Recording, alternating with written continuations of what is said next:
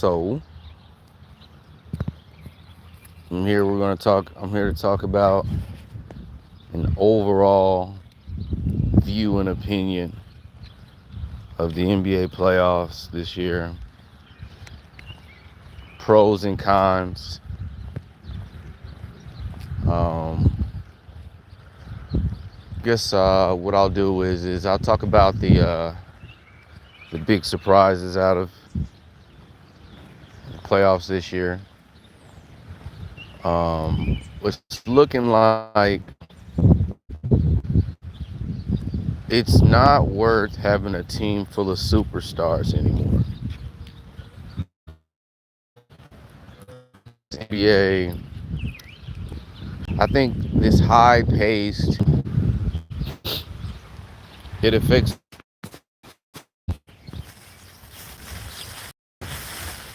the goal, at least by the playoffs, is were to slow down the pace of the game and run a half court set. When these NBA players, or even in a season, when these NBA players have decided, hold on, let me pick up some poop.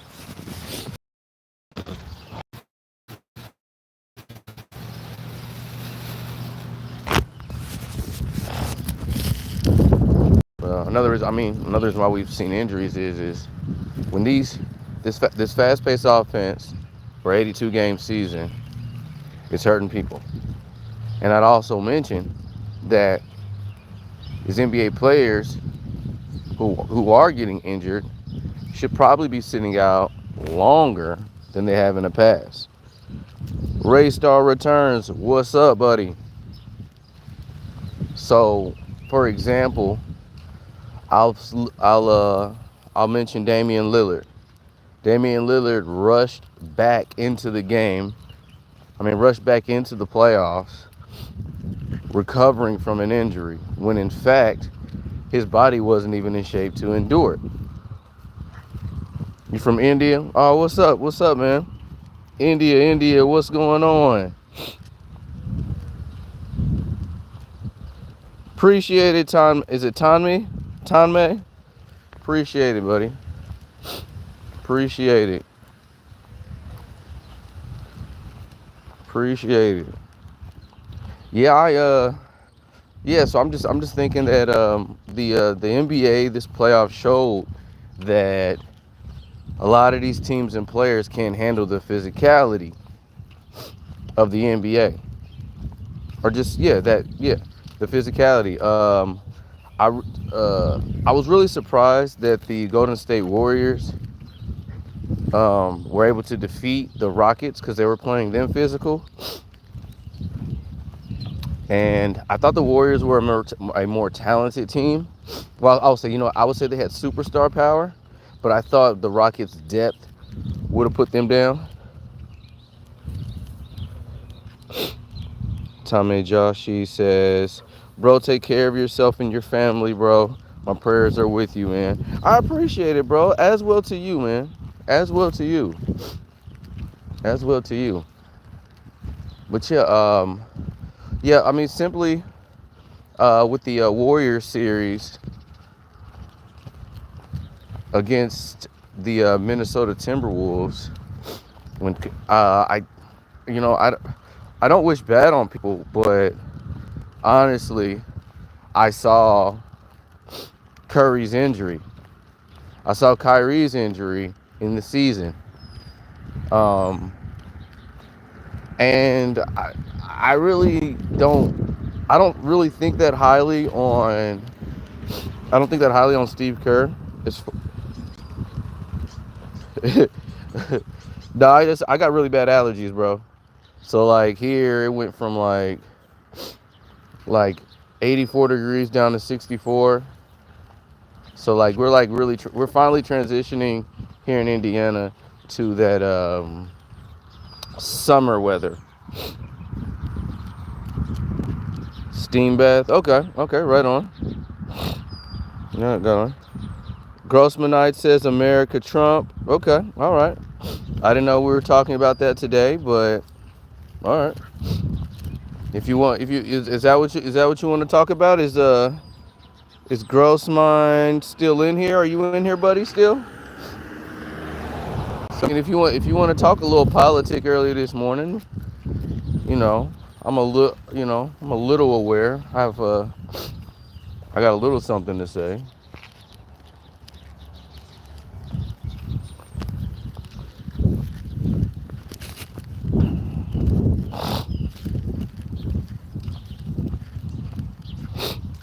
Let's see here. I'm from Indiana, bro. Is that Raystar? Raystar said that. Yeah, I'm from Indiana.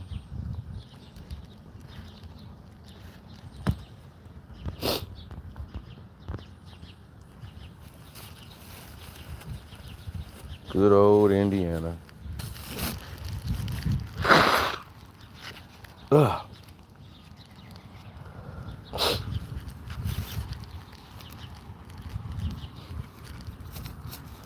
But yeah, I saw these injuries. I said, where you from? Where are you from?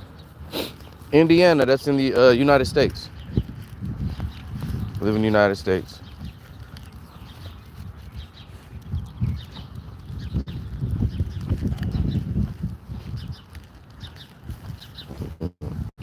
From the good old U.S. What's the weather like in India? Actually, what's the weather like where everybody's from? Cold, so, windy.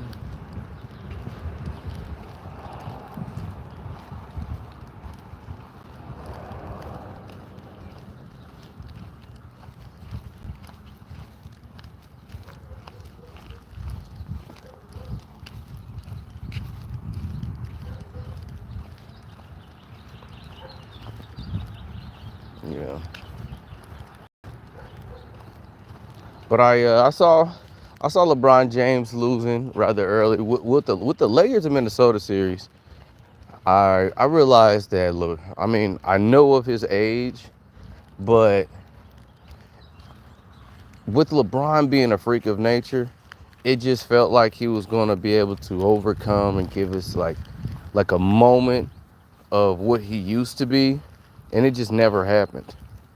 I realized that LeBron can't handle that physicality that's required to play in the playoffs, and that he can't play defense.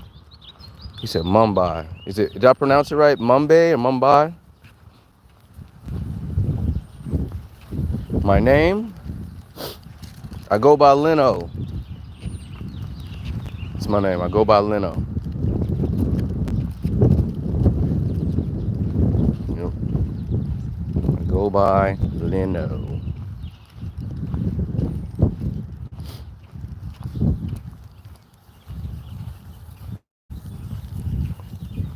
But yeah.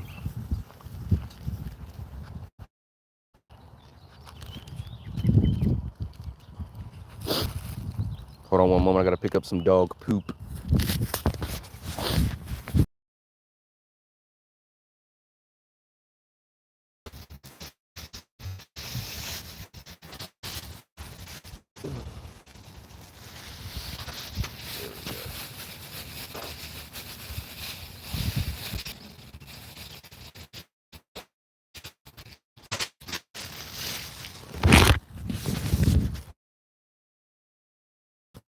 But yeah, I don't think LeBron James can endure full season. I mean, it's hard for a lot of fans that are Laker fans to hold him accountable. They mentioned that he's 40 years old. What can you expect? I'll tell you what I expect. I expect to win a championship every time you lace up and play basketball and get on that court.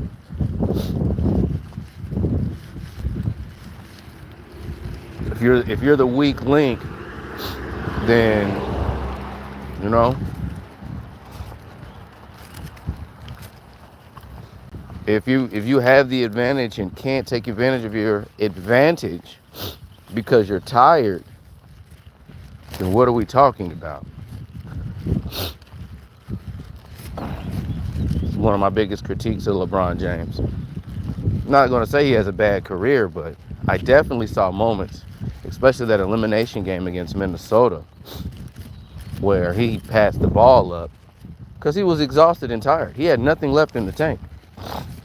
And I mean, I don't know. What do you do? Do you compensate by making LeBron the third option and finding a true second rid of your youth so you can just give one individual player one more championship so he can retire? Do you really pay LeBron, you know? But moving on, I think to go back to my original point, I look at the Pacers being like the best example of the best basketball and that the type of basketball that the NBA needs. They go about like 11 or 12 deep on their roster. I think their starting lineup averages about 28 points a game, and they play with that consistent rotation throughout an 82 game period. Nobody's overworked. Their team's very unpredictable to scout because Rick Carlisle for the Indiana Pacers, he plays a system that, you know, he runs a system to make a play for a bucket. He doesn't run an offense for an individual player. Sometimes superstar basketball kind of isolates the team from excelling. So, I mean, another example. That's how, the Pacers' road to the playoffs has been injuries. We're going 12 deep in the roster. They can maintain playing at that level defensively and offensively.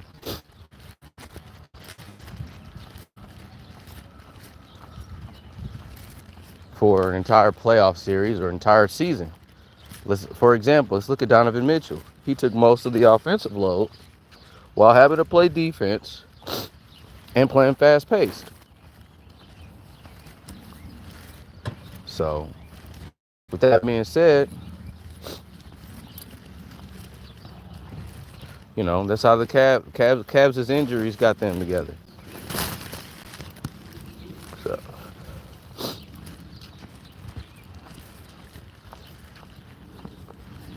we'll see. We'll see how that goes. I really think we're probably looking at, I would like Denver to beat OKC. If OKC beats Denver tonight, I think that the Knicks are going to win the championship, which will rock the NBA pretty darn bad. It will put a new formula out for what we want from the new NBA.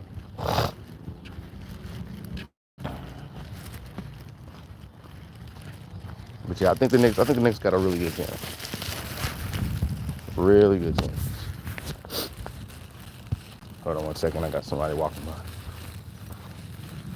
I know. Hold on.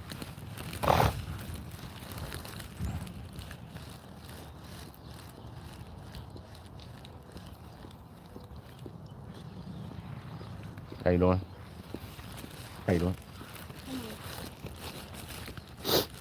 So yeah, we'll see. But yeah, I think the Knicks I would say the Knicks have two superstars, but the ball moves around.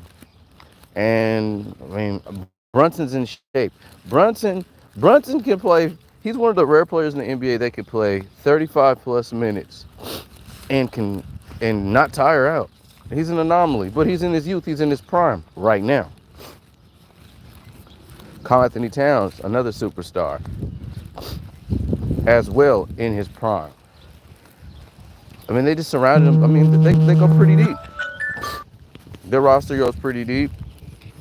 The Knicks have a deep roster, even though Thibodeau doesn't really go that far into the roster, but he's got options and weapons. But I think these NBA players and teams were not expecting to play physical basketball. They built their teams around, you know, perimeter offense. Boston simply lost because all they cared about was shooting threes. They didn't even want a high percentage shot. And when you miss a basket, it turns into a fast break. And the real question is, do you get back on defense when you miss your shot and run back? And if you do that like 4 or 5 times in a row, you're winded and you haven't put any buckets. You haven't put any points on the board. So, but yeah, let me know what you guys think of this NBA. Let me know how you guys doing this morning. I'm about to get ready for work today. Appreciate you guys for tuning in. Hit that like button for me, and I'm out.